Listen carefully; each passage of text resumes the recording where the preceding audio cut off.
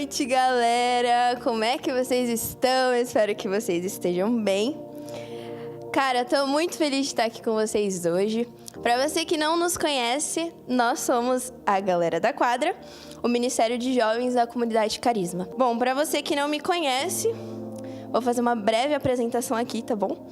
Meu nome é Júlia Valentim, o pessoal aqui da galera... Oi, Júlia. O pessoal aqui da galera costuma me chamar de Ju Valens. Então, né, como o Pepe disse na pregação dele, aqui a gente tá tudo em família. Talvez você nunca tenha me visto, né, por aí, mas é porque fazem 1 ano e meio, mais ou menos, que eu frequento a galera.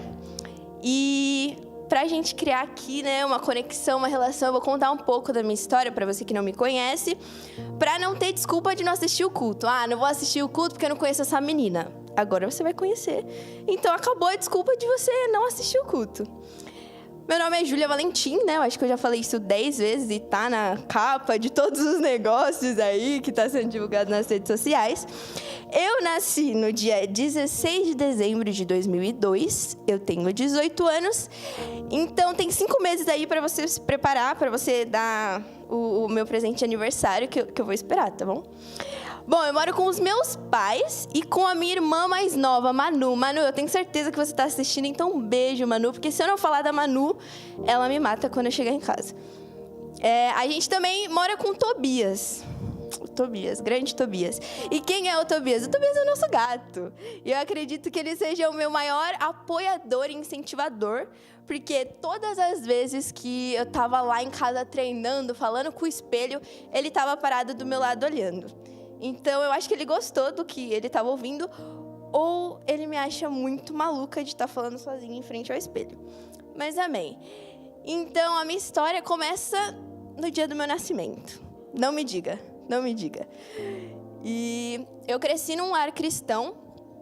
Meus pais sempre foram da igreja, então eu cresci indo para a igreja e eu gostava muito, cara. Eu achava o máximo ir para a igreja, mas eu claramente não entendia muito.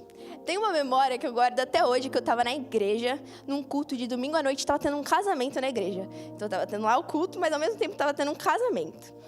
E eu estava lá na salinha com a tia, e a tia chamou, né, porque tinha um vidro assim que a gente via lá embaixo, né, o culto acontecendo, o casamento acontecendo. E aí essa tia chamou as crianças para verem, né, tipo o casamento. E eu me lembro até hoje que eu virei para essa tia e falei: "Ah lá, tia, é o padre, né, que tá ali." E ela riu muito de mim, eu fiquei muito triste no dia, mas depois de um tempo eu entendi o que estava errado nessa frase, nessa colocação. Mas eu cresci na igreja e eu sou muito grata a isso, porque eu acredito que isso me firmou para estar aqui hoje e construiu as minhas bases para eu estar aqui hoje. Mas enfim, quando eu era um pouco mais velha, lá pelos meus 10 anos, super velha, né? Mas lá pelos meus 10 anos, eu lembro que eu e os meus pais, a minha família, a gente parou de frequentar essa igreja que a gente ia por N motivos. E eu lembro que a gente foi perdendo a frequência de ir até a gente não ir mais. Eu confesso que isso não teve tanto impacto assim na minha vida. Eu continuei crescendo, tive uma infância tranquila e feliz. Até que chegou o ano de 2016. No ano de 2016, eu tinha de 13 para 14 anos. E eu costumo falar que esse foi o pior ano da minha vida, mas ao mesmo tempo foi o melhor. Por quê? Foi o pior ano da minha vida pelo fato de eu ter entrado em um novo colégio e ter me envolvido com um monte de coisa errada, mas foi o melhor ano da minha vida porque eu tive um encontro verdadeiro com Jesus. Eu lembro que em junho de 2016, por aí, uma amiga minha me chamou para visitar o culto da igreja que ela estava frequentando. E como eu tinha um histórico de gostar de igreja, eu falei, tá bom, então, eu vou lá. E trouxe minha família junto, porque as nossas famílias são amigas. E eu lembro que a gente foi. E, cara, quando eu fui, eu achei incrível. Eu achei incrível, porque era muito diferente de quando eu era pequena. E pelo simples fato também de eu estar mais velha, de entender o que estava acontecendo ali. Então eu gostei muito, muito mesmo de ter ido, gostei muito do culto. E eu lembro que eu falei, cara, interessante esse negócio aqui é maneiro. Então eu vou começar a vir mais vezes. E assim eu fui mais vezes, até que eu peguei frequência e me tornei membro da igreja. Meus pais falam até hoje que eu que arrastei eles para a igreja. Eu que trouxe eles de volta para a igreja. Porque se não fosse por mim, a gente não tinha frequentado outra igreja. E eu lembro que em julho de 2016, um mês depois, teve o acampamento, né? O famoso acampamento, saudades de um acampamento. E eu lembro que foi lá que eu tive o meu encontro verdadeiro com Jesus. Eu acredito que sim, a gente pode nascer conhecendo Jesus, como eu nasci conhecendo. Pô, eu cresci com uma família indo para a igreja, então eu sabia quem era Deus, eu sabia a história de Jesus. Mas eu acredito que chega um momento na nossa vida que a gente tem uma virada na mente, a famosa virar a chavinha. Não sei se você já ouviu essa expressão, mas está ouvindo agora. De virar a chavinha, de ter o entendimento de quem Jesus é. Eu não conheço agora Jesus só pelo que os outros estão falando, eu não conheço Deus só pelo que a igreja está pregando, pelo que o pastor está pregando no domingo, mas eu conheço Ele agora com os meus próprios olhos, de ter intimidade. E foi isso que aconteceu nesse acampamento.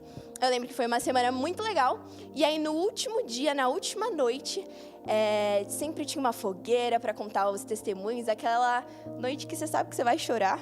E eu chorei muito. E eu lembro que no momento dos testemunhos, eu estava ouvindo e achando aquilo incrível, né?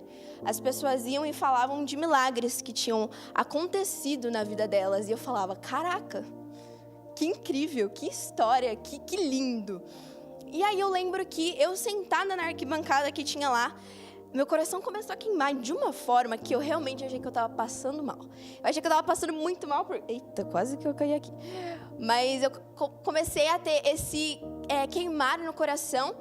E eu fiquei, meu Deus, eu tô passando mal, vou ter que ir embora, vou ter que chamar alguém. Até que eu entendi que eu não estava passando mal, mas o Espírito Santo estava se manifestando dentro de mim. E aquele queimar, aquele queimor que eu sentia, era porque Jesus estava pedindo para que eu fosse lá, onde aquelas pessoas estavam contando testemunhos e contasse o meu testemunho. E aí na hora eu falei, meu Deus, o que eu vou falar? Eu não tenho nada de interessante para contar para essas pessoas. Nada que vier de mim vai impactar a vida dessas pessoas. E eu fiquei numa briga ali de 5 minutos comigo mesma, até que, no impulso, eu levantei e falei, eu vou obedecer, eu vou. E eu fui. E se você me perguntar o que eu falei naquele dia, eu não lembro. Eu não lembro, primeiro, porque eu tenho uma memória horrível, então eu não lembro nem o que eu comi ontem. Mas também porque não era eu falando naquele dia. Não fui eu dando aquelas palavras. Foi o Espírito Santo agindo através de mim. E aquela foi a minha primeira experiência com o Senhor. E o mais bizarro de tudo é que eu frequentei esse acampamento por 4 anos na minha vida. E em todos esses 4 anos, na última noite, na noite de testemunhos, o Senhor queimava o meu coração para eu ir lá falar alguma coisa. E aí eu entendi que testemunho não é tipo assim...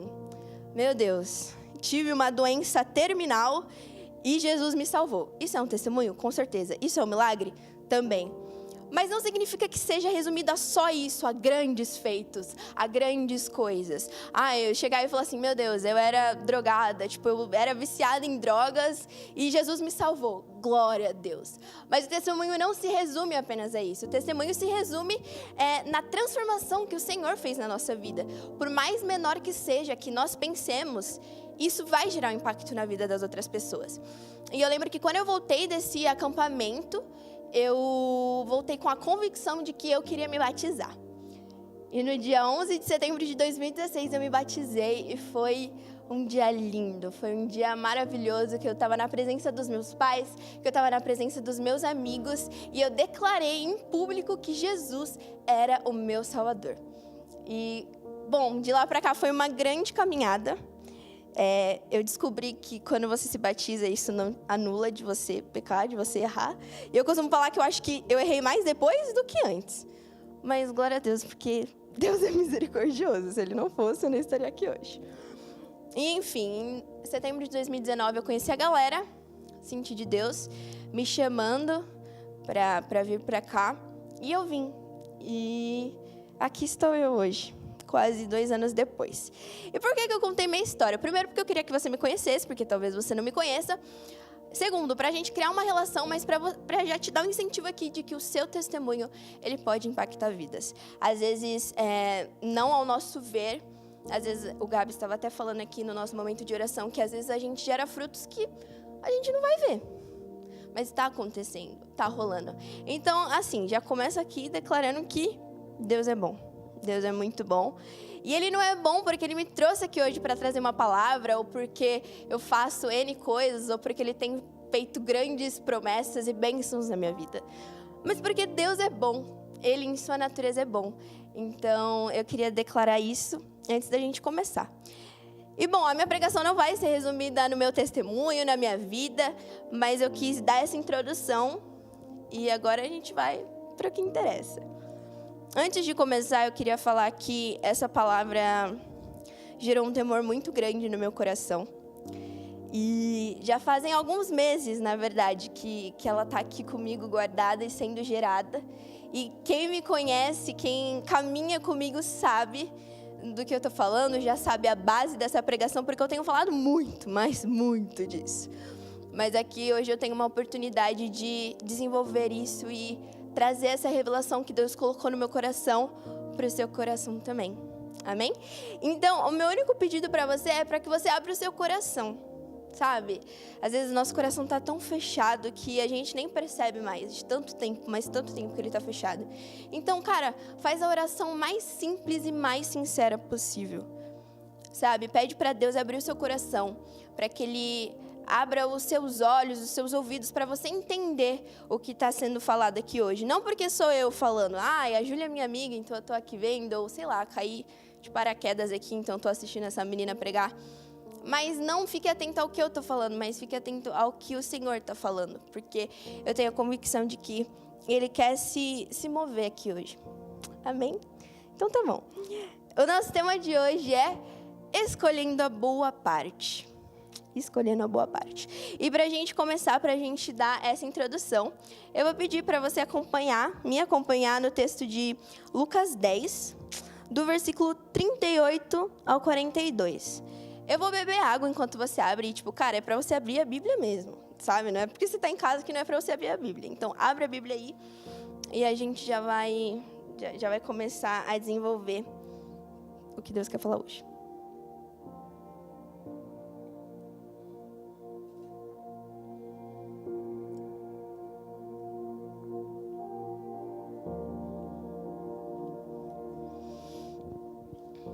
Amém. Bora lá, acho que deu um tempo aí de você abrir.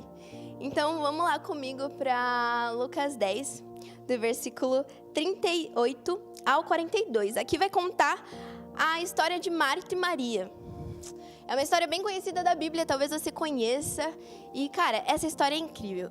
E uma coisa que eu queria falar é que eu nunca li a Bíblia inteira. Eu tô no plano aí desse ano terminar, se Deus quiser vai dar certo. Mas eu nunca li a Bíblia inteira. Mas os livros que eu mais li da Bíblia, assim, que eu li inúmeras vezes, foram os evangelhos. Porque sempre que eu ficava muito tempo sem ler a Bíblia, eu não me conformava em voltar, da parte que eu parei. Eu falei, não, eu vou ler tudo de novo. E como eu sempre começava pelos evangelhos, eu, li umas 10 vezes. E eu queria te dizer que dessas 10 vezes que eu li o livro de Lucas, nenhuma dessas vezes o Senhor me impactou tão forte com essa história. E essa é a graça de ler a palavra de Deus. A gente pode ler repetidas e repetidas vezes, mas ela sempre traz algo novo, ela sempre traz uma revelação nova para nós. Então, cara, isso é incrível. Então, bora lá, acompanha comigo aí a história de Marta e Maria. Eu vou ler na NVI, mas você pode ler em qualquer versão que você tiver aí. Versículo 38. Caminhando Jesus e os seus discípulos chegaram a um povoado, onde certa mulher, chamada Marta, o recebeu em sua casa. Maria, sua irmã, ficou sentada aos pés do Senhor, ouvindo a sua palavra. Marta, porém, estava ocupada com muito serviço, e aproximando-se dele, perguntou: Senhor, não te importas que minha irmã tenha me deixado sozinha com o serviço? Dize-lhe que me ajude. Respondeu o Senhor: Marta, Marta, você está preocupada e inquieta com muitas coisas. Todavia, apenas uma é necessária. Maria, escolheu a boa parte, e esta não lhe será tirada. Então tá bom. Jesus chega lá no povoado, vamos entrar aqui num contexto dessa história. Jesus chega lá no povoado, junto com seus discípulos, e Marta e Maria o recebem em sua casa. E assim que Jesus entra na casa, Maria senta aos pés dele e fica lá ouvindo o que ele tem para dizer, os seus ensinamentos, enquanto Marta está ocupada com o serviço. No contexto daquela época, era comum e era normal que só a mulher cuidasse dos afazeres domésticos. Então, quando Marta se indigna com Maria de estar sentada aos pés de Jesus, ao invés de estar ajudando ela com o serviço, ela acha que ela tem razão. Tipo, pô, tô fazendo aqui tudo sozinho. Mano, pensa, você tá em casa, vai chegar um monte de gente e só você tá preparando. Você tá fazendo a comida, você lavou a louça, você tá preparando a mesa e, tipo assim, sua família lá sentada, tranquila, assistindo uma TV e você fazendo tudo. Eu tenho certeza que esse foi o sentimento de Marta. Tipo, mano, não vai me ajudar nunca? Vai ficar sentada aí pra sempre? E ela leva esse questionamento pra Jesus, esperando que ele concordasse com ela. Afinal, era o certo. Maria tinha que ajudar ela com os afazeres domésticos. Mas o mais incrível é que Jesus dá uma resposta sensacional. E por que Jesus dá uma resposta sensacional? Porque ninguém esperava que Jesus ia dizer aquilo. Ele esperava que, tipo, ele falasse, sim, Maria, realmente, levanta daí e vai ajudar a Marta com os afazeres domésticos. E beleza, Marta trouxe lá o questionamento para o Senhor. E aí, o Senhor dá uma resposta incrível. Ele afirma que Marta está preocupada com muitas coisas. E essas coisas, no caso, agora, é o serviço. Mas que apenas uma é necessária, que apenas uma importa. E ele diz que Maria escolheu a boa parte. Você está entendendo onde eu quero chegar, né? Ele fala que Maria escolheu a boa parte e que isso não lhe será tirado. Cara, o texto é muito explicativo. Tipo, muito mesmo. Eu acho que se eu só deixasse ele aqui, você já entenderia onde eu quero chegar. Mas muito além de trazer a palavra e jogar aqui, tipo, acabou, gente, boa noite. Eu quero trazer isso como uma forma de você colocar isso no seu dia a dia. Como eu escolho a boa parte no meu dia a dia. Eu acho que a primeira coisa aqui a gente tem que entender o que é boa parte. E eu acho que o texto já deixa isso muito explícito. Fica claro que a boa parte é escolher Jesus. É escolher o Senhor acima das outras coisas. Naquela situação, o erro de Marta foi achar que o serviço era mais importante do que estar aos pés de Jesus. E ouvir os seus ensinamentos. Porque Jesus estava ali ensinando, Maria estava ali, sabe, aos pés do Senhor. Tipo, mano, cara, que cena linda. Eu não sei se vocês viajam, se vocês pensam nisso também, mas eu penso toda hora. Tipo, mano, imagina eu aqui, aos pés do Senhor, ouvindo Jesus falar. Que coisa linda. É uma cena linda. E Maria estava fazendo isso. Então, o erro de Marta foi achar que o serviço era mais importante. Tipo, deixa isso para depois. Deixa Jesus para depois. Deixa que a gente termine aqui o serviço e depois a gente ouve o que ele tem para falar. Depois a gente ouve o que ele quer dizer. E esse foi o erro de Marta. Então, aqui fica muito claro que Jesus, quando ele diz que Maria escolheu a boa parte, isso não lhe será tirado, significa que ele estava ensinando Marta. Eu tenho certeza que a resposta de Jesus não foi para, tipo, toma, sabe? Tipo, toma, Marta. Foi para constrangê-la com graça, com amor, porque é isso que o Senhor faz com a gente. Ele confronta, mas ao mesmo tempo ele conforta. Então, Jesus, obviamente, não foi numa intenção ruim. E por isso que ele dá essa frase incrível. Então, ali ele estava ensinando Marta a valorizar a sua presença. A colocar ela acima das outras coisas. E no caso ali, era o serviço. Então tá bom, beleza, já entendi o que é a boa parte, já entendi, tipo, acabou. Não acabou, vamos com calma. Como que eu escolho a boa parte? Como que eu coloco isso no meu dia a dia? E aí, pensando nisso, né, preparando a pregação, deixando que o Senhor falasse comigo, eu cheguei em 3 pontos que, cara, primeiro, isso não é uma receita, tá bom? Não é uma receita de bolo, não é um manual de instrução. Então, tipo assim, eu vou passar esses 3 pontos que o Senhor falou comigo, mas não significa que, tipo assim, toda vez que você fazer isso vai dar certo. Eu acho que o principal é a gente ter um entendimento do Espírito Santo. Aqui hoje a gente está em igreja.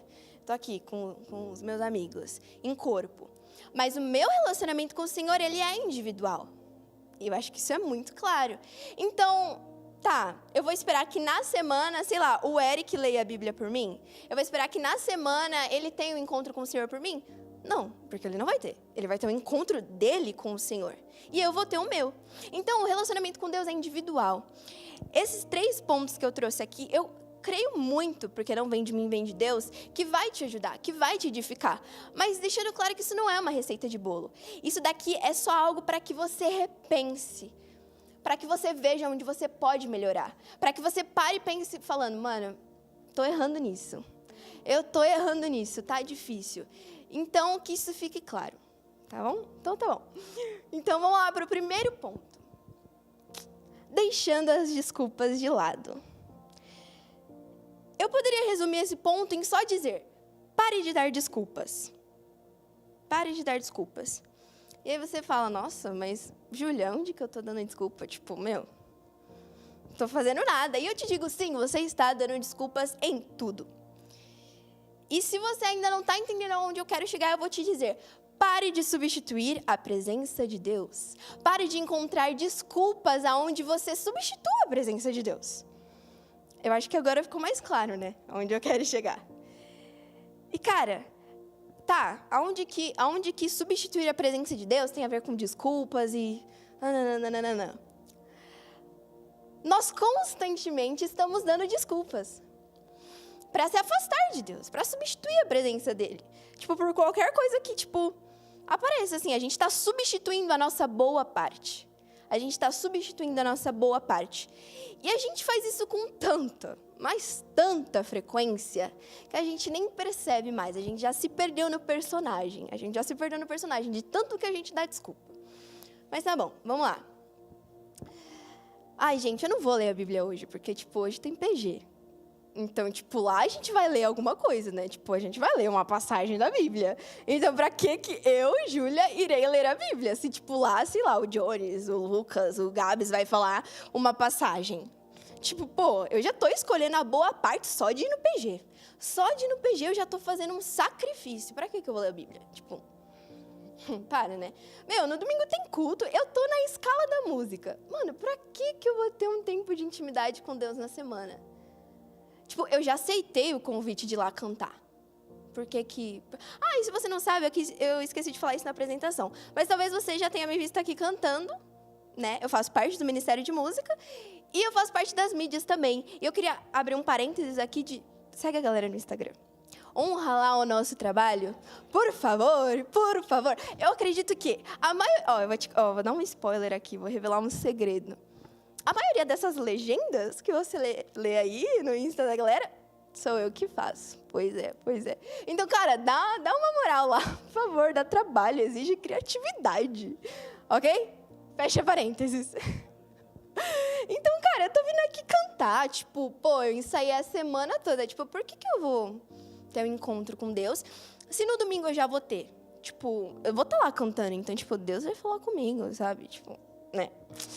Mano, no domingo tem culto. Então, tipo, por quê? Porque raios eu amaria o meu próximo na semana. Se no domingo eu chego lá e comento no chat, eu tenho uma aliança com você. Saudades, amigo. Pra quê? Tipo, eu já posso ir lá e comentar no culto. Não precisa. Tipo, por quê? Sabe?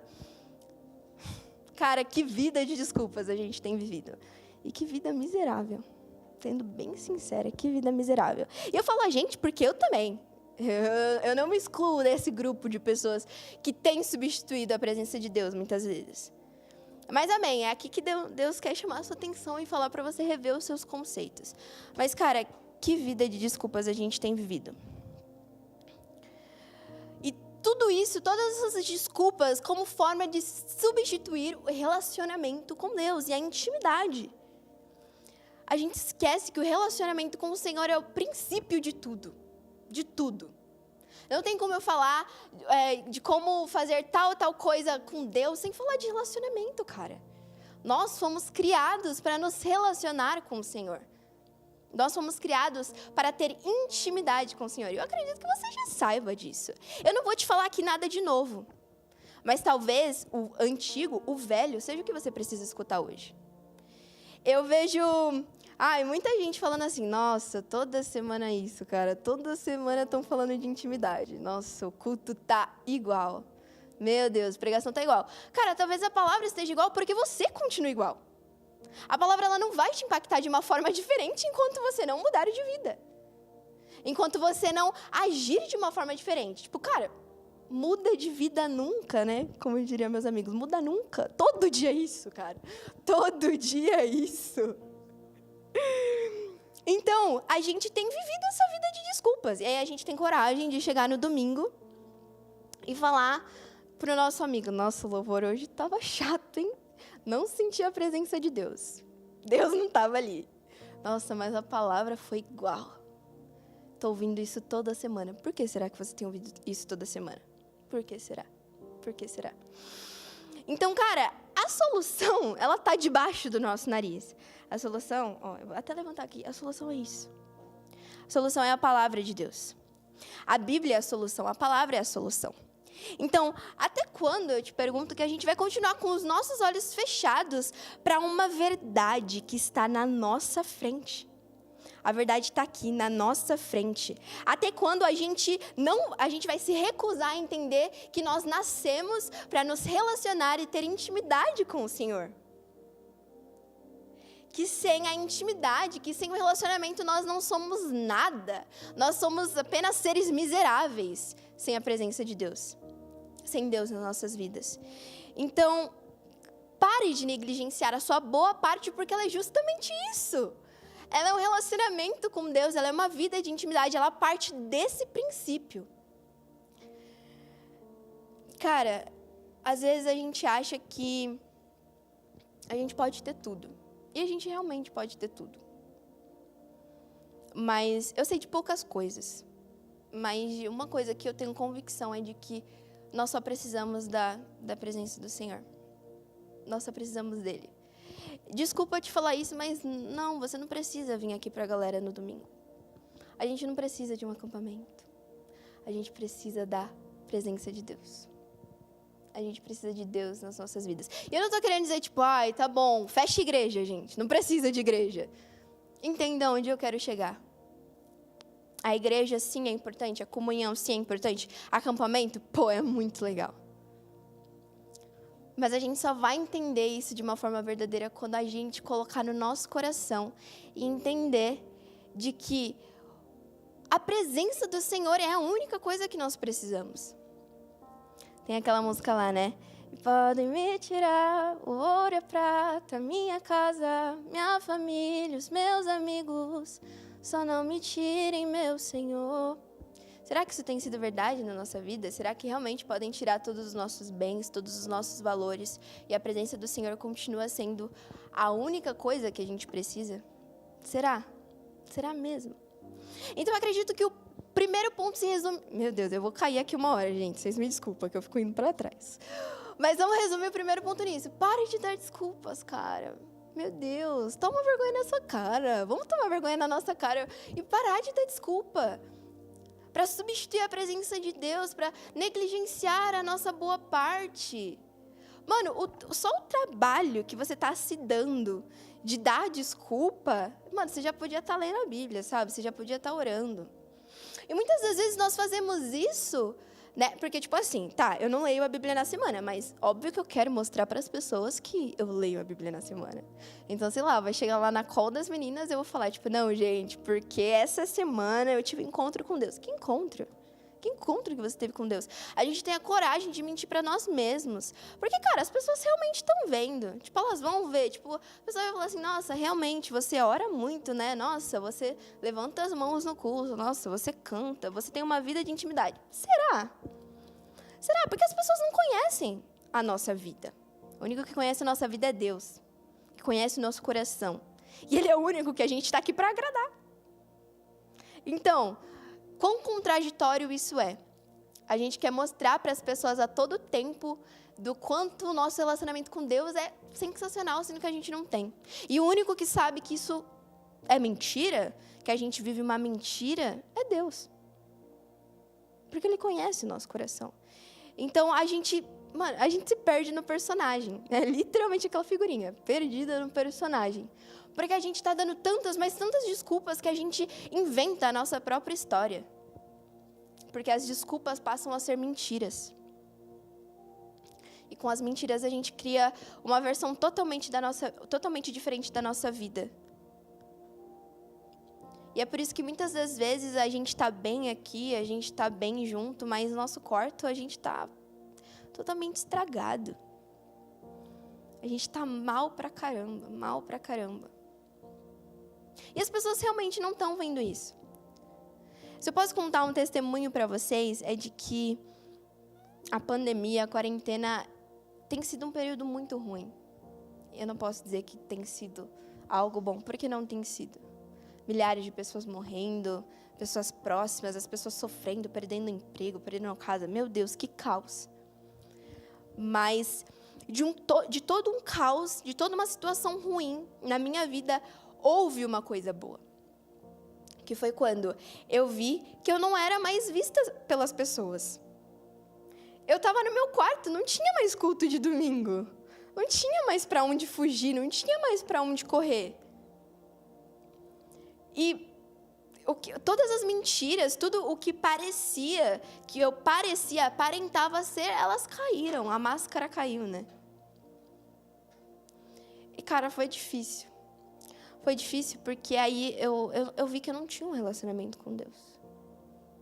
Eu via que eu dependia da igreja estar aberta, sabe? Eu vivia uma vida de desculpas. E eu só consegui entender verdadeiramente aquilo que o Senhor tinha para mim quando eu entendi o valor do meu quarto, o valor do meu secreto. Porque lá ninguém tá vendo a gente. Ninguém. Só Deus. E Ele é o único telespectador que importa. E Ele tá ali, Ele tá vendo. Então, que a gente saiba valorizar mais a nossa intimidade com o Senhor. Porque a gente não vai caminhar para lugar nenhum se a gente não tiver isso. E são coisas que às vezes doem pra gente, tipo, cara, a verdade dói. Né? Eu ouvi uma frase um dia, tipo, cara, se você tá ofendido com alguma coisa, muito provavelmente isso é verdade. Então, reveja seus conceitos. A verdade dói. Eita. A verdade dói. E pelo simples fato da gente estar vivendo essa vida de desculpas, a gente se nega a aceitar a verdade, a ver o que está na nossa frente. A gente perde o foco, né? Eu costumo falar que quando eu tiro o óculos, mano, eu me sinto perdida. Não só porque eu não estou enxergando, mas porque eu sinto que tudo ao meu redor está bagunçado. Se você usa óculos, você entende o que eu estou falando. Mas às vezes a gente tem tirado os nossos óculos, sabe? E deturpado a nossa visão. Tirado o nosso foco de Jesus, tirado o nosso foco de Cristo. E colocado na bagunça que está ao nosso redor. É difícil, muito difícil. Mas eu tenho uma boa notícia, porque Deus quer transformar o nosso coração. Não há nada tão perdido, não há nada tão, tão errado que Deus não possa consertar. E hoje Ele quer consertar seu coração. Ele quer consertar a sua intimidade com Ele. Mano, Deus está gritando para você, para de dar desculpa. Para de substituir a presença de Deus. Para. Agora custa você querer abrir os seus olhos para isso ou não. Então tá bom, eu acho que o primeiro ponto se resume a isso. Pare de dar desculpas. Eu acho que se eu ficar falando mais, vai ficar redundante. Pare de dar desculpas. Pare de substituir a presença de Deus. E aí a gente vai para o ponto número 2, que é retirando os ídolos do meu coração. Eita. Então vamos lá para Êxodo 32, do versículo 1 ao 8. Mano, abre a Bíblia, por favor. Se você não abriu da primeira vez, abre agora. Pô, abre aí, por favor, faz essa moral para mim. Porque eu vou estar aqui esperando você abrir a Bíblia, e você não vai abrir a Bíblia. Tipo, não, mó vergonha, né? Mó vergonha, tô passando vergonha aqui, hein, te esperando. Então, por favor, abre a Bíblia, enquanto eu bebo água, porque, Jesus, eu falo demais. Mas vamos lá. Êxodo 32, do versículo 1 ao 8. Eu vou abrir aqui, ao vivo também.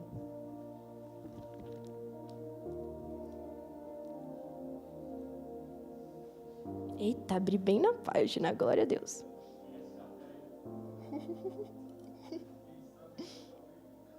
Quem sabe faz ao vivo, família. Ai, ai. Acho que já deu tempo de você abrir aí a Bíblia, né? Eu espero que você tenha aberto, senão eu vou ficar muito triste. Então tá bom, vamos lá. Êxodo 32, do versículo 1 a 8. O povo, eu estou lendo na NVI, só para lembrar mais uma vez, mas você pode ler aí em outra versão. O povo, ao ver que Moisés demorava a descer do monte, juntou-se ao redor de Arão e lhe disse: Venha, faça para nós deuses que nos conduzam, pois a esse Moisés, o homem que nos tirou do Egito, não sabemos o que lhe aconteceu. Respondeu-lhes Arão: Tirem os brincos de ouro de suas mulheres, de seus filhos e de suas filhas, e tragam-nos a mim. Todos tiraram seus brincos de ouro e os levaram a Arão. Ele os recebeu e os fundiu, transformando tudo num ídolo que modelou com uma ferramenta própria, dando-lhe a forma de um bezerro. Meu Deus! Então disseram: Eis aí os seus deuses, ó Israel, que tiraram vocês do Egito. Vendo isso, Arão edificou um altar diante do bezerro e anunciou: Amanhã haverá uma festa dedicada ao Senhor. Na manhã seguinte, ofereceram holocaustos e sacrifícios de comunhão.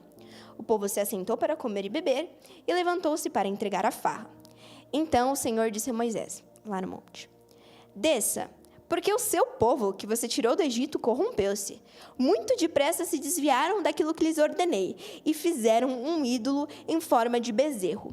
Curvaram-se diante dele, ofereceram-lhe sacrifícios e disseram: Eis aí, ó Israel, os seus deuses que tiraram vocês do Egito. Meu Deus, que caos, que confusão. Mas o contexto daqui é que, sim, Moisés tinha tirado o pessoal, né? Tipo, 5 pessoas, eram milhares de pessoas. Moisés tirou o povo do Egito, com a ajuda de Deus, é claro. E eles chegaram ali no deserto do Sinai, e eles estavam bem acampados ali em frente ao monte. E o Senhor pediu para que Moisés subisse para falar lá, debater as coisas lá com ele, né? Do que tinha que fazer. E, cara, se você voltar, tipo assim, são capítulos e capítulos descrevendo tudo que Deus estava falando para Moisés. E aí o povo ficou indignado, porque estava demorando, não sabe esperar. Não sabe esperar o povo. Eu acredito que estava demorando muito, mas tudo bem, né? O pessoal não sabe esperar, ficou bolado, falou: não, a gente não sabe o que aconteceu com Moisés, então vamos construir um ídolo aqui. E o que os caras construíram? Um bezerro de ouro. Mano, tinha que estar muito entediado para construir um bezerro de ouro. Meu Jesus amado, mó fome. E nem era de comer, tá? Era para adorar. E aí, beleza. Aí os caras falam: vamos ter que construir um outro negócio aí para adorar. Tipo, era tanta sede de adorar, que eles não esperou Moisés descer lá falando as coisas, o que era para fazer. E rolou isso. Mas aí, o que me intriga, os caras virou e falou assim, eles viraram e falaram assim: Eis aí os seus deuses, ó Israel, que tiraram vocês do Egito. Meu Deus, imagina a cara de Deus ouvindo isso, cara. Meu Deus. Eu imagino a indignação de Deus. E, cara, Deus ficou muito bravo. Se você continuar vendo aí a história, Moisés teve que interceder pelo povo, porque Deus já estava: eu não aguento mais.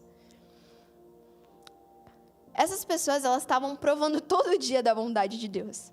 Simplesmente pelo fato de elas terem sido libertadas do Egito. E Deus estava lá dando maná, dando tudo que elas precisavam. Sabe? Tudo, tipo, literalmente tudo mesmo.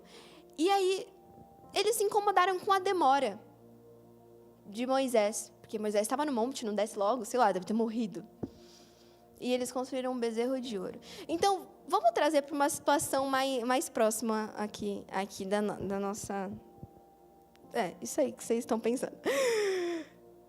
Cara, eu tenho um amigo. Aqui, a Fran, ó. Fran, minha amiga, te amo, Fran. E eu e a Fran, a gente é muito amiga, cara. Tipo, muito amiga mesmo. E a gente tá lá, ó, todo dia ali, na amizade, contando uma com a outra. Sabe? Enfim, tamo lá. E, cara, eu e a Fran somos muito amigas. E ela é uma amiga muito especial, assim, sabe? E eu falo: nossa, como eu sou grata pela vida da Fran. Glória a Deus pela vida da Fran, sabe? Todas essas coisas. Eu acredito que você tenha um amigo assim. E aí, o que acontece?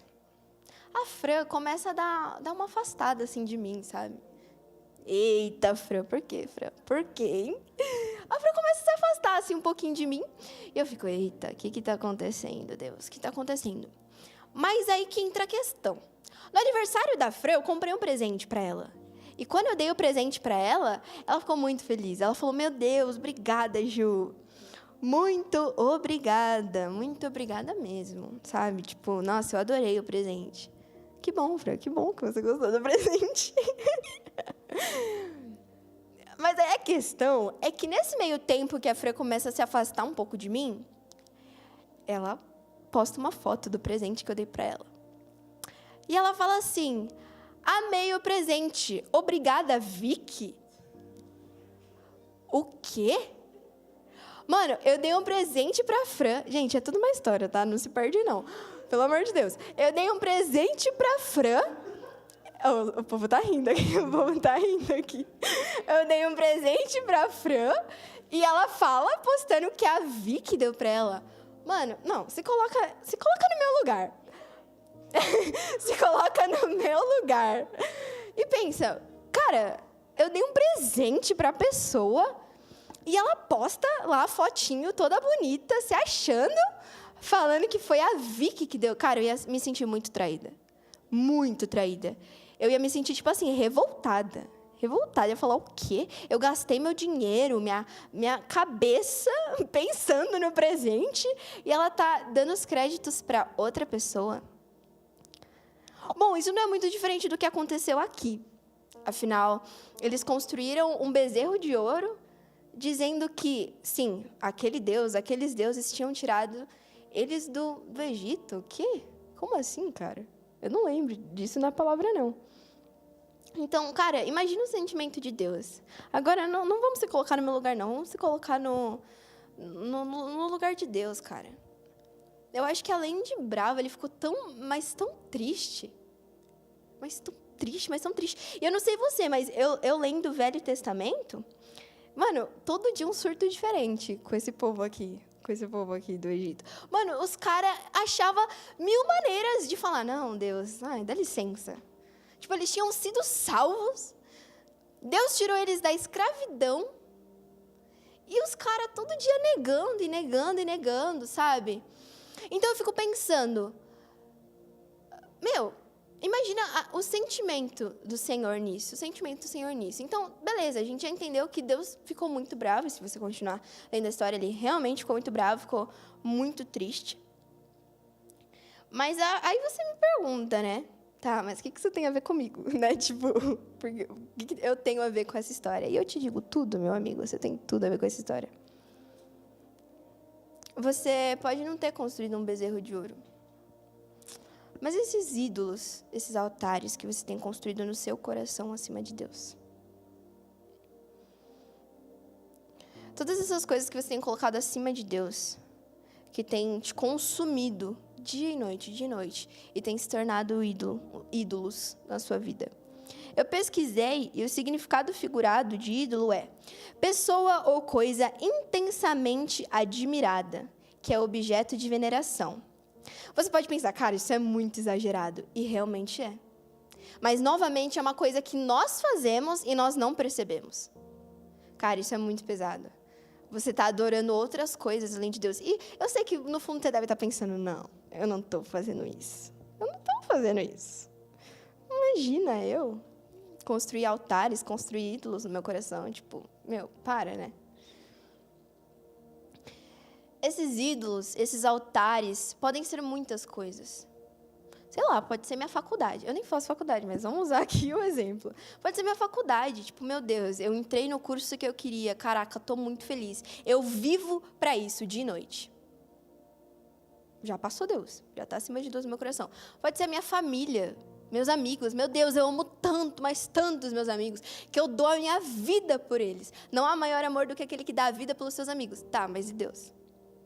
E Deus? Pode ser, sei lá, se você é casada aí, ó, Vi, que deu exemplo aqui de casada. Pô, meu marido é tudo pra mim, meu namorado é tudo pra mim. Tá, mano, mas e Deus? Onde Deus está se encaixando nisso? Eu acho que às vezes a gente se esquece do básico. Do básico. Qual foi o mandamento do Senhor para nós? O primeiro, ame o Senhor, o seu Deus. De todo o seu coração, de todo o sentimento, força e tudo isso daí. E depois, ame o seu próximo como a si mesmo, como a ti mesmo. Então, cara, a gente tem substituído Deus. Novamente, a gente tem substituído, e além de substituir, a gente tem construído altares, ídolos no nosso coração. Cara, você percebe o quanto isso é grave? Tipo, é muito grave. Muitas das vezes, esses ídolos, esses altares, são as nossas preocupações. Então, caramba, mano, eu tô fazendo uma entrevista de emprego e eu vou morrer se eu não passar. Tipo, meu Deus, eu não aguento mais. E você consome isso de noite. E a sua ansiedade te corrói por dentro, sabendo se você vai entrar, se você não vai entrar. E você está consumido que você esquece o quê? Que Deus sabe de todas as coisas. Que Ele tem a boa, perfeita vontade. Ele que dá a palavra final. E se a gente entendesse isso, eu acho que diminuiria a frequência de vezes que a gente quebra a cara, né? Que a gente gosta de quebrar a cara. Então, muitas das vezes podem ser as preocupações, sabe? Pode ser uma preocupação financeira, o que é muito difícil. Mas a gente simplesmente esquece. Esquece que é o Senhor que provê todas as coisas. É dele que vem tudo e é para dele que tudo volta, enfim. Muitas das vezes, esses altares, esses ídolos no nosso coração são promessas. Mano, Deus me entregou uma promessa que eu vou sair do Brasil e eu vou lá para África, Inglaterra, Ásia, China, sei lá. Então eu simplesmente empaco, falo, meu Deus, cadê minha promessa? Minha promessa, Deus? Cadê minha promessa, Deus? Meu Deus, minha promessa, meu Deus, eu vou sair do Brasil. Meu Deus do céu, eu preciso treinar meu inglês. Meu Deus do céu, ai meu Deus, eu preciso me despedir dos meus amigos. Você nem sabe quando vai acontecer. Eu preciso me despedir dos meus amigos. Meu Deus, eu vou fazer isso, eu vou fazer... E, mano, calma, dá uma segurada, né? Como dizem meus amigos. Vamos segurar a emoção. O que a gente tem feito com essas promessas? Será que a gente tem guardado no nosso coração e gerado? Ou a gente tem colocado elas em pedestais, em altares, adorando-as como ídolos? É difícil. E se Deus demora para fazer, nossa, esse Deus, hein? Me prometeu, falou que ia acontecer, e não aconteceu nada. Não mudou nada. E aí a gente começa a ser ingrato.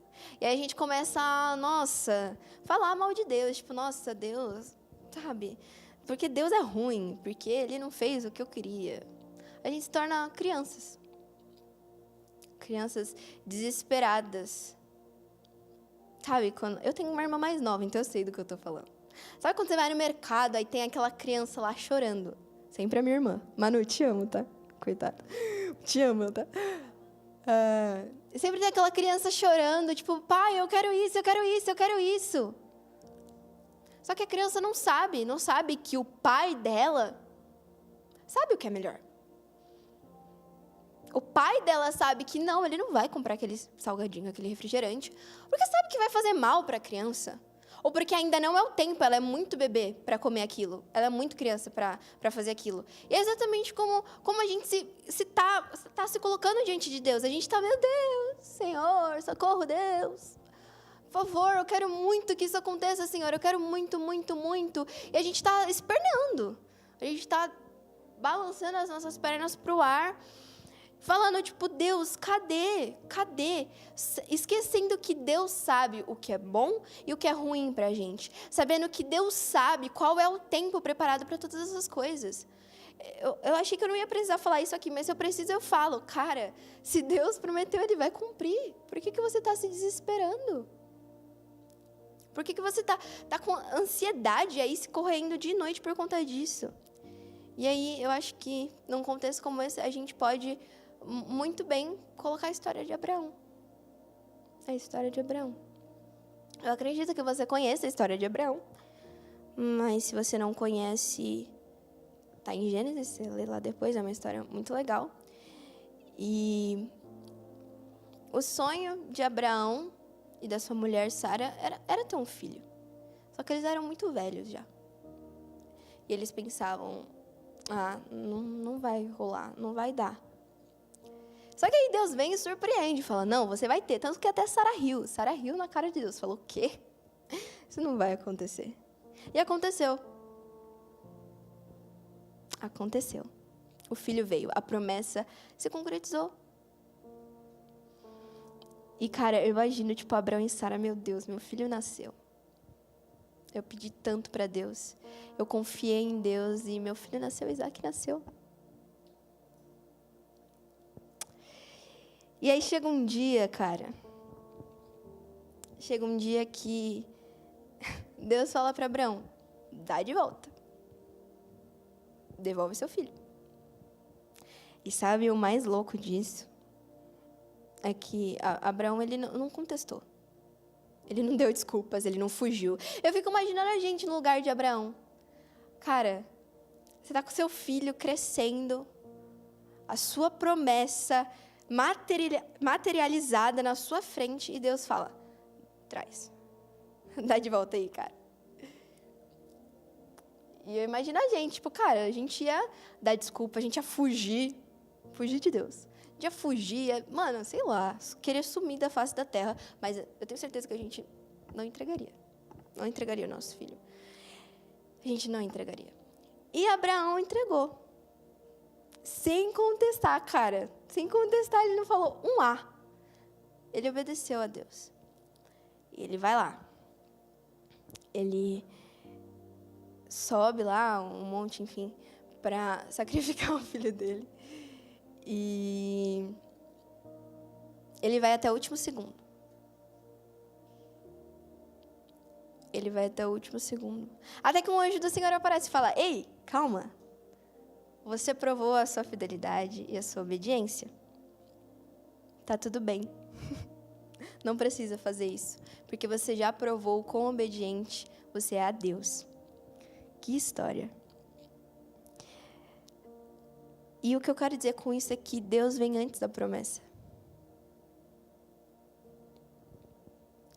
Deus vem antes dessas preocupações, desses altares que a gente tem criado no nosso coração, desses ídolos. O Senhor vem antes da promessa. E o mais louco é que para Abraão, ele entregava o filho dele. Ele entregava. Porque ele amava o Senhor. Porque o Senhor valia mais do que a promessa. Porque o Senhor valia mais do que o próprio filho dele. Cara. Abraão. Grande homem. E a gente vê essas histórias, eu não sei você, cara, mas eu leio essas histórias e eu fico, meu Deus, eu quero ser Abraão. Eu quero ser um homem de fé como Abraão, cara. Eu quero ser como esses caras aí da Bíblia, que andou com Jesus. Eu quero ser como Paulo, sabe? Enfim. A gente pensa nessas coisas, a gente quer essas coisas. Mas o problema é que a gente não quer pagar o preço. Inclusive, esse é o próximo ponto, pagando o preço. Mas eu quero enfatizar isso, de que o Senhor venha antes desses ídolos. Cara, destrói isso do seu coração. Sabe, reavalie aquilo que tem sido prioridade na sua vida. Ai, a gente adora cantar uma música, né? Tipo, abro mão dos meus planos e dos meus sonhos, esqueço tudo e corro para ti, te confesso meus erros, os meus segredos. Confio no amor que tens por mim. Mas será que a gente confia mesmo? Será? Aí tem aquela música lá, né? Tudo é pra tua glória, tudo é pro teu nome. Sejas o primeiro em tudo que eu fizer. Tens preeminência em tudo que eu fizer. Será que isso é verdade? E eu não quero nem entrar aqui no mérito de uma adoração sincera. Não vou entrar nem nesse mérito. Mas será que o que tem saído da nossa boca para o Senhor é verdade? Todas essas músicas que a gente canta. Cara, eu sou da música. Eu amo música. Tipo assim, se der, tá dando, eu respiro música. Se eu tô lendo a Bíblia, eu tô ouvindo música. Mano, eu vou fazer uma viagem de 5 minutos de carro, eu tô ouvindo música. Eu coloco lá a música que dá o tempo exato. Cara, eu amo música. Amo, amo, amo. Mas será que o que eu tenho cantado, o que eu tenho entregado para o Senhor é verdade? Será que a minha adoração está acima desses altares, desses ídolos que eu mesma tenho criado? Porque Às vezes a gente acha que tudo é obra do diabo, né? Tipo, tudo é obra do inimigo. E, cara, realmente tem coisas que são. Mas às vezes nós mesmos estamos nos sabotando. A gente está colocando esses empecilhos na nossa frente. E aí fica difícil, né? Quando a gente escolhe a Deus, quando nós verdadeiramente escolhemos a Deus, quando nós quebramos esses ídolos, nós destruímos esses altares. Cara, Jesus lá no templo. O povo lá estava usando o templo de mercado. Ele veio e tacou a mão em tudo. Ele destruiu tudo. Porque aquele lugar era um lugar sagrado. Se o nosso coração, ele é um solo onde o Senhor pisa, onde o Espírito Santo age, tipo, mano, que tipo de solo é esse, cara? Que templo é esse do seu coração? Que você tem vendido tudo, sabe? Colocado ali por um preço miserável. Sei lá, sabe? Às vezes eu fico pensando e... Como eu disse no começo, tudo que eu tô falando aqui não é nada de novo. Talvez para você que, sei lá, talvez tenha alguém aí que nunca tenha ouvido sobre Jesus, ou você que é novo na fé, enfim. Tem suas exceções, mas tudo que eu tô falando aqui não tem nada de novo. Nada. Mas parece que nem o básico a gente sabe fazer. Parece que nem o básico a gente se propõe a fazer, sabe? É bizarro, cara. É bizarro. Então, o que eu quero trazer com esse ponto é que, sim, eu acredito em você se você diz que você não está construindo um ídolo no seu quarto para adorar. Eu acredito em você se você não tem construído um bezerro de ouro no seu quarto. Mas está na hora da gente verdadeiramente, de verdade, cara, colocar o Senhor em primeiro lugar. Ele é o único que deve reinar no nosso coração. Ele sim tem que ser o primeiro. Não as minhas preocupações, não as minhas promessas, não o meu ministério. Às vezes a gente vive mais para o nosso ministério do que para Deus. E não dá, né? Não dá. A gente escolhe a boa parte. A gente escolhe a boa parte quando a gente escolhe o Senhor. Simples, né? Mas às vezes é muito difícil de entrar na nossa cabeça e no nosso coração. Por isso que eu falei para você abrir seu coração para essa palavra. E finalizando esse tópico, eu quero te trazer 2 palavras que vêm do Senhor, que tá na Bíblia, cara. Se o seu futuro tem te preocupado, se pensar no amanhã tem se tornado um ídolo no seu coração, porque você não consegue viver o hoje sem pensar no amanhã. Cara, eu não consigo fazer o que tá na minha mão hoje porque eu tô pensando no amanhã. Eu tô pensando no que eu vou fazer amanhã. Isso consome a gente. Eita, deixa eu conjugar certo aqui o verbo português. Nós nos deixamos ser levados muito facilmente. Muito facilmente. A gente é muito influenciado. Muito, muito mesmo. E como que a gente deixa de ser influenciado? Quando a gente tem a nossa identidade firmada em Deus. E como que a gente constrói uma identidade firmada em Deus? Com relacionamento. Com intimidade. Conhecer aquele que nos criou. Conhecer aquele que nos concedeu a vida. E, enfim, aqui eu trago 2 palavras para você que tem se sentido preocupado. Que eu acho que esse versículo é o meu versículo, porque se eu puder falar ele, eu vou falar. E aqui não ia ser diferente, né? Aqui não ia ser diferente. Então, cara, Jeremias 29:11 diz: pois sou eu, o Senhor, que sei os planos que tenho para vocês. E não planos de lhe causar dano, mas planos de lhe trazer um futuro, de lhe trazer esperança. Esse é o nosso Deus. Esses são os planos que Ele tem para nós. Por que a gente tem se preocupado, idolatrado coisas que não vêm do Senhor? E eu completo esse versículo citando, óbvio, 1 Coríntios 2:9. Por quê? Nem olhos viram, nem ouvidos ouviram, nem jamais penetrou em coração humano, num coração humano, aquilo que Deus tem preparado para aqueles que o amam. eu vejo que a todo momento o Senhor tem falado para nós: confia em mim, entrega para mim, escolhe a boa parte, cara. Escolhe a boa parte, porque sim, eu vou fazer prover. Eu vou fazer com que aconteça.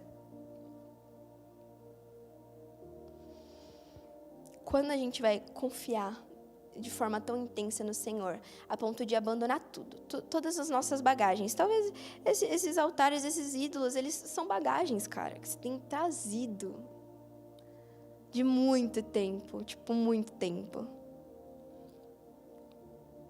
Daí dói o ombro. E aí Jesus fala o quê? Venham sobre mim, todos os que estão cansados e sobrecarregados, porque eu lhes darei descanso, porque o meu jugo é suave e o meu fardo é leve. O Senhor está falando a todo momento: cara, troca isso daí, troca esse fardo, troca. Tira essas vestes sujas, tá aqui, ó. Deus literalmente está entregando na nossa mão, aqui tá vestes limpas para você. Mas sei lá, a gente gosta, né? A gente gosta de sofrer. Às vezes eu fico pensando nisso. A gente gosta de sofrer, porque, cara, não é possível. Eu falo a gente porque eu também, nossa, adoro sofrer. Para algo que, novamente, está na nossa frente. A palavra de Deus está na nossa frente, ela é a solução. Ela é a solução para eu parar de dar desculpas e ela é a solução para eu retirar os altares do meu coração, para eu retirar os ídolos do meu coração. E o meu desejo é que isso se torne verdade na nossa vida. E quando a gente cantar todos esses louvores que são lindos, maravilhosos, que a gente esteja sendo sincero, que o nosso coração esteja sendo sincero. Amém? Então, vamos lá para o terceiro ponto e último. Pagando o preço. Eita, pagando o preço. Então, novamente, eu vou falar aí para você abrir sua Bíblia. Óbvio, né? Cara, terceira vez. Abre aí sua Bíblia, por favor. Então, a gente vai lá para Lucas 7, do versículo 36 até o 38. Abre aí. Quem sabe faz ao vivo.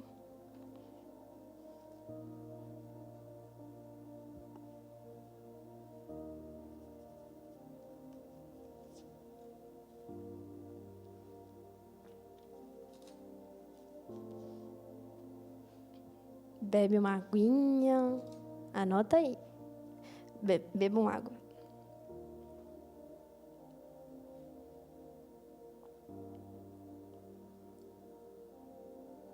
Amém. Então, vamos lá. Outra história muito conhecida da Bíblia, que é Jesus é ungido por uma pecadora. Então, vamos lá, do versículo 36 até o 38. Convidado por um dos fariseus para jantar, Jesus foi à casa dele e reclinou-se à mesa. Ao saber que Jesus estava comendo na casa do fariseu, certa mulher daquela cidade, uma pecadora, trouxe um frasco de alabastro com perfume e se colocou atrás de Jesus, a seus pés. Chorando, começou a molhar-lhe os pés com suas lágrimas. Depois os enxugou com seus cabelos, beijou-os e os ungiu com perfume. Para mim, essa é a história. Me lembra muito a história de Marta e Maria, porque eu não preciso dizer nada. Eu acho. O texto é muito explicativo. Mas vamos lá. A história da mulher pecadora. É engraçado que o texto enfatiza que ela era uma mulher pecadora. E eu fui pesquisar, né? Pra ter uma base aqui pra falar, não falar qualquer coisa. Mas eu fui pesquisar sobre essa história.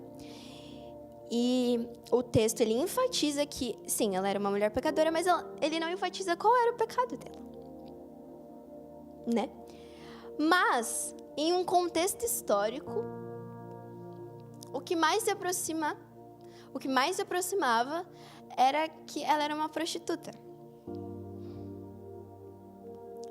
E seguindo nessa base de que essa mulher era uma prostituta, era muito comum que essas mulheres usassem um colar perfumado com unguento. Aqui no versículo 38, no final do 37, diz na NVI: trouxe um frasco de alabastro com perfume, mas se você for ver na Almeida Corrigida e Fiel, diz que levou um vaso de alabastro com unguento. O que é unguento? Eu também fui pesquisar, óbvio, né? Óbvio. Unguento era uma mistura de perfumes especiais com uma gordura. E ele, quando você passava, ele te dava características muito agradáveis, desejáveis, né? Tipo, sabe, a pessoa que tem um perfume cheiroso, você fica, nossa, mal perfume cheiroso, gostei. E por isso essas mulheres, as prostitutas daquela época, usavam para atrair os homens. E elas usavam para que os homens fossem atraídos. E o valor desse perfume, ele equivalia a 300 dias de trabalho. 300 dias de trabalho, cara. E ela simplesmente ungiu os pés de Jesus. Meu Deus. Ela ungiu os pés de Jesus com dinheiro, sabe, que ela poderia ter usado para muitas coisas. Muitas coisas mesmo. Mas sabe qual é a questão? É que para aquela mulher não importava. Não importava o preço, não importava se valeu 300 dias de trabalho. O que valia mais era a presença do Senhor. Então, sem mais delongas, ela soube que teria essa festa, esse jantar na casa de um fariseu lá. E ela foi, cara. Mano, uma prostituta no meio dos fariseus. Se você conseguir, se você ler, continuar lendo o texto, já vão vir os caras julgando. Tipo, nossa, como que você, Jesus, se deixou ser ungido por essa mulher pecadora e blá, blá, blá. E ela não se importou, porque se ela se importasse, ela teria ficado em casa e gastado lá com outra coisa. Mas ela foi. Ela foi com o coração aberto. Para aquela mulher, valia muito mais estar na presença do Senhor e ser perdoada, porque se você segue o texto, diz que ela foi perdoada.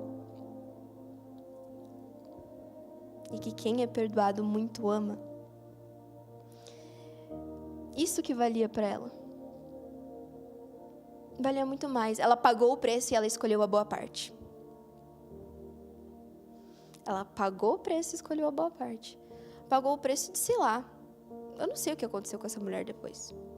Talvez aquele fosse o único dinheiro que ela tinha. Em 300 dias de trabalho. Meu Deus, você tem noção disso? 300 dias de trabalho. Mas ela não se importou. Ela não estava nem aí pro preço. Porque ela sabia que a presença do Senhor valia mais. E a gente canta isso, né? Eu quebro meu vaso aos seus pés, aos pés do meu amado. E não importa o preço do perfume derramado, a tua presença vale mais. E novamente eu te pergunto, será que isso tem sido verdade? Escolher a boa parte é pagar o preço. E nos submeter à escolha, situações que muitas das vezes, cara, não vão ser agradáveis. Não vão ser nem um pouco agradáveis.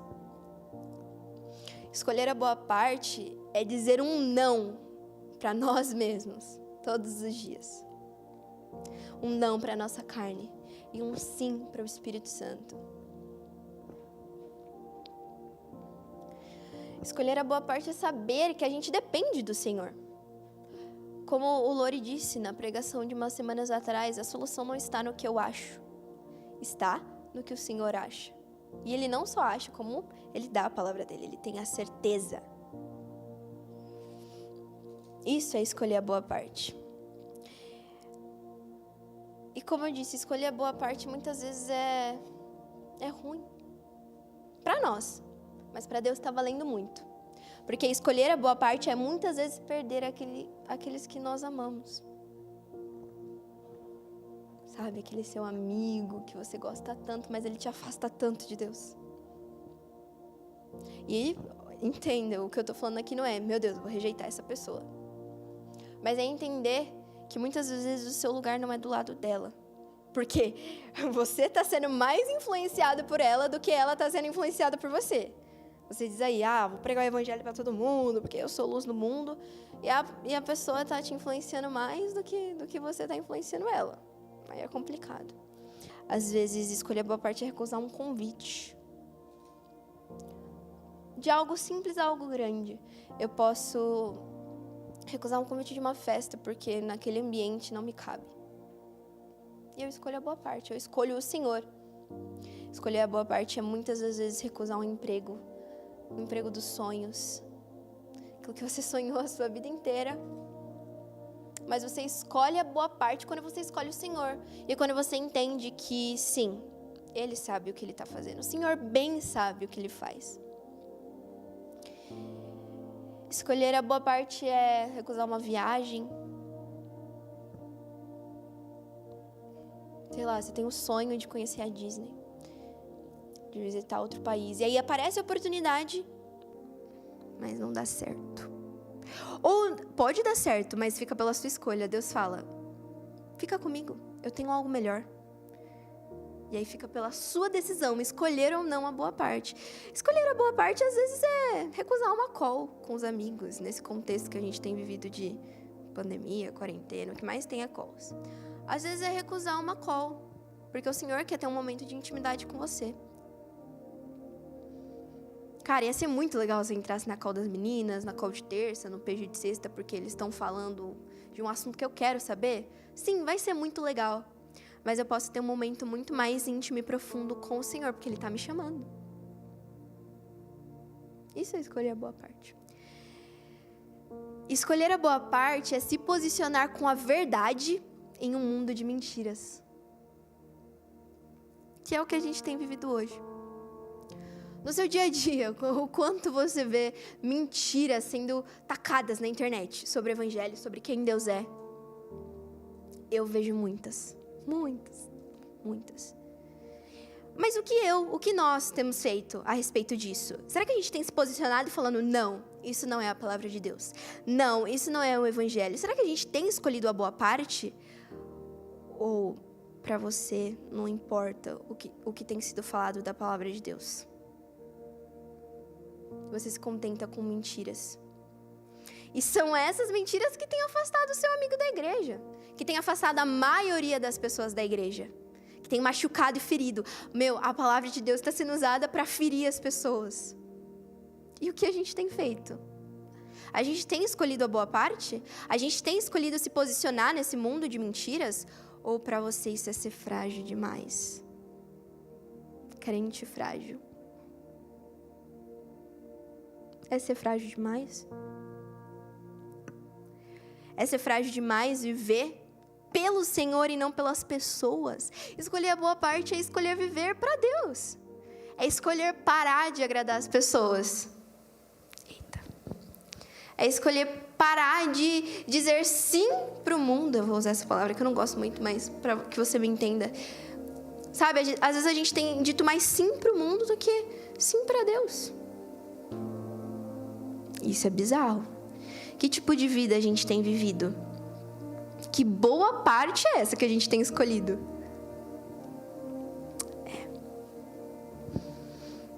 Eu acho que chega o momento da gente repensar na nossa vida, nas nossas atitudes e escolher a Deus. Mesmo que doa, escolher a Deus.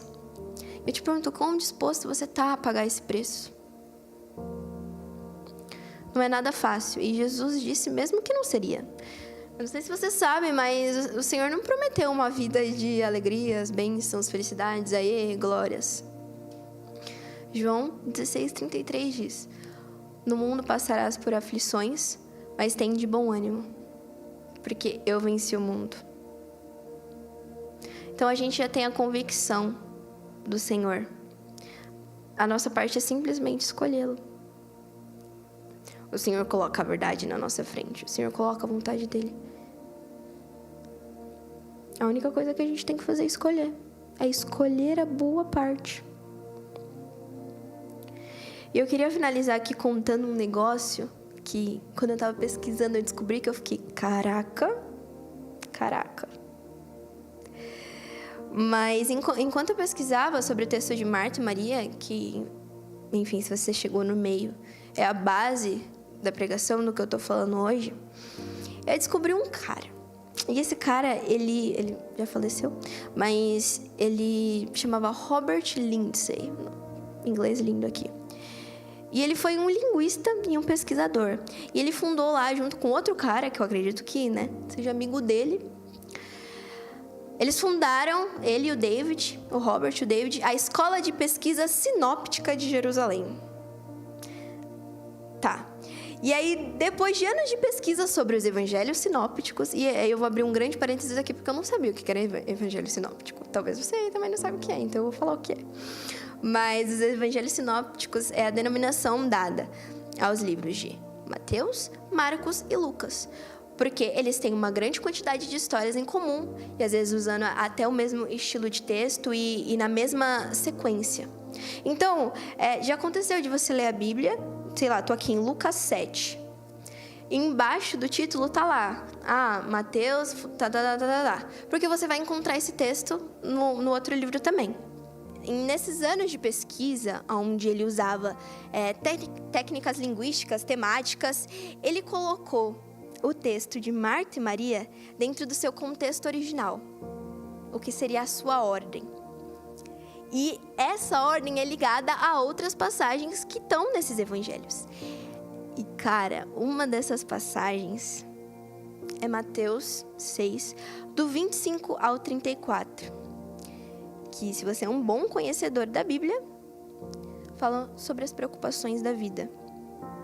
É um texto que fala sobre as preocupações da vida.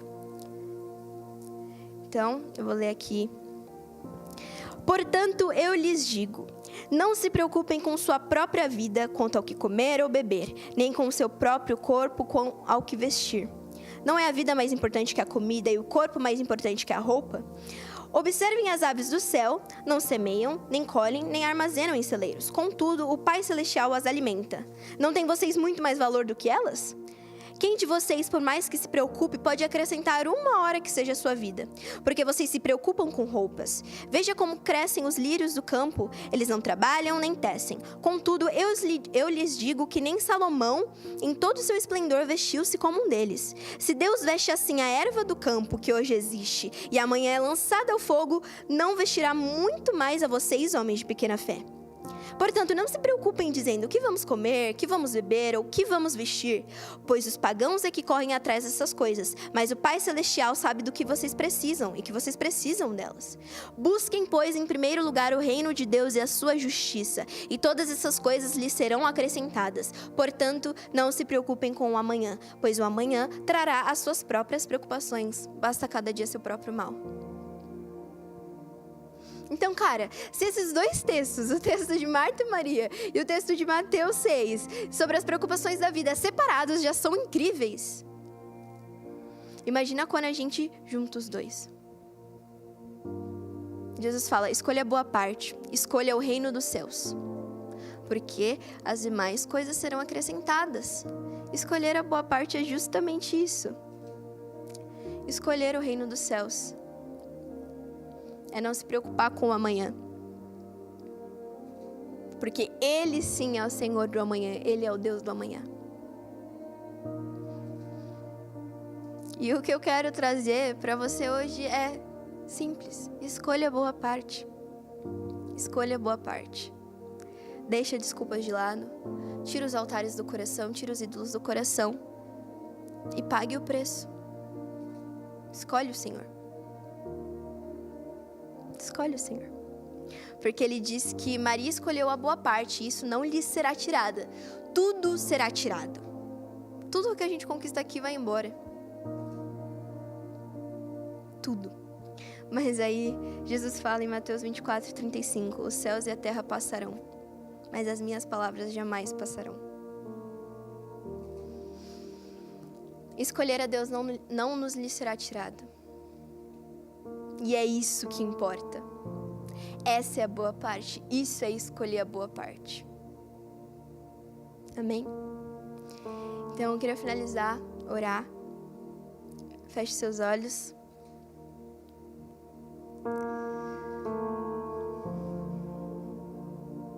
Entra nesse ambiente de oração. Vence em tudo aquilo que tem te afastado do Senhor, que tem te impedido de escolher a boa parte.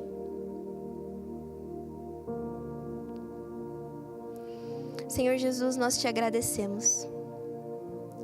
Nós te agradecemos porque o Senhor é bom. Nós te agradecemos porque se nós estamos aqui hoje reunidos, seja aqui na galera ou em casa, é para o Senhor. É sobre o Senhor.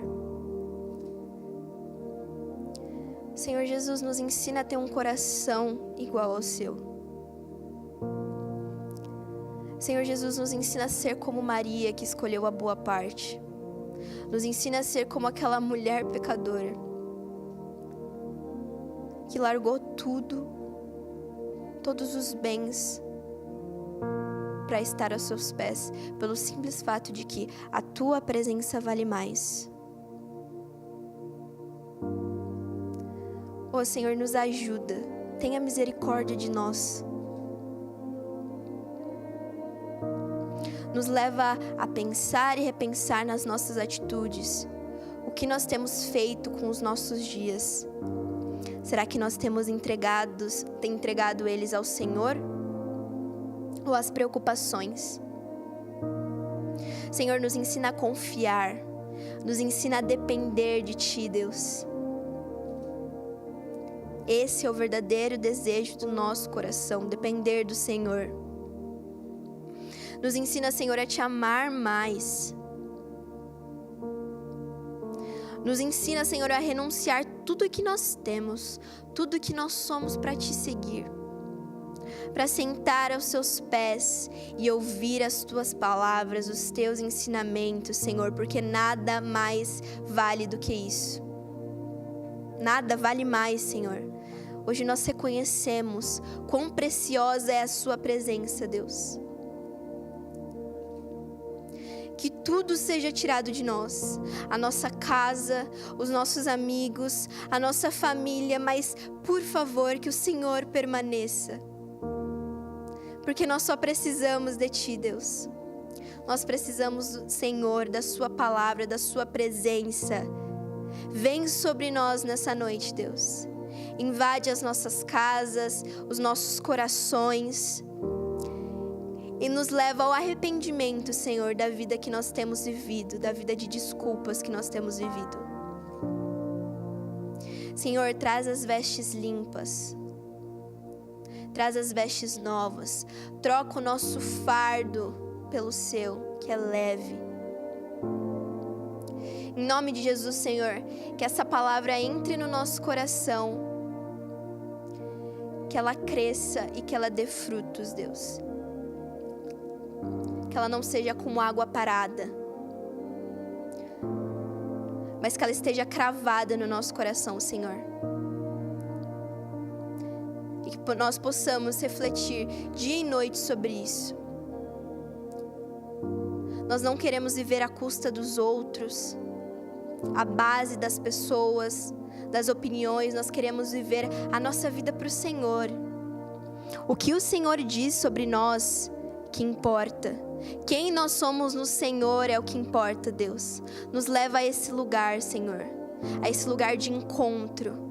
A esse lugar no fundo do nosso quarto, na nossa cama, de joelhos, da forma que seja, Senhor. Mas nos encontra, porque nós precisamos de Ti. Hoje nós queremos escolher a boa parte. Hoje nós queremos estar aos Seus pés, Jesus. Muito obrigada, porque o Senhor é bom, porque a Sua graça e porque a Sua misericórdia se renovam sobre nós todos os dias. E que assim seja, Senhor. Que nós possamos habitar na Sua casa até o fim dos tempos, porque é isso que importa. Em nome de Jesus, Amém.